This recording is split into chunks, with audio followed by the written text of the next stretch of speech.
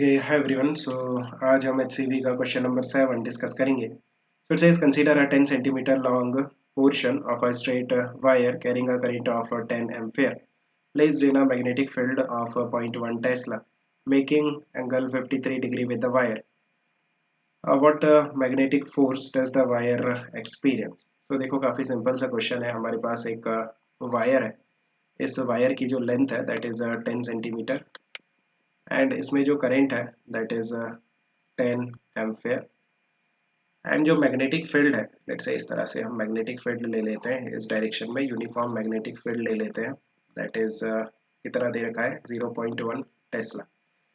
जो एंगल है between the wire and this magnetic field this angle is 53 degree.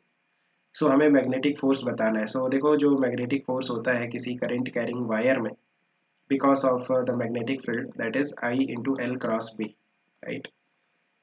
सो यहाँ पे L जो है दैट इज लेंथ वेक्टर जो कि करंट के डायरेक्शन में ही होता है।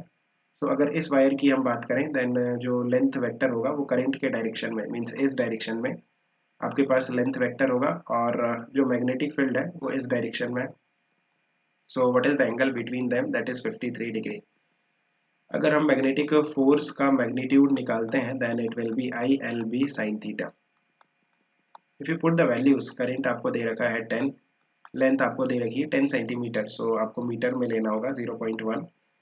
मैग्नेटिक फील्ड 0.1 टेस्ला दे रखी है and sine theta theta is 53, so sine 53। If you simplify this what is the value of sine 53? The value of sine 53 you can put that is 4/5, 4/5।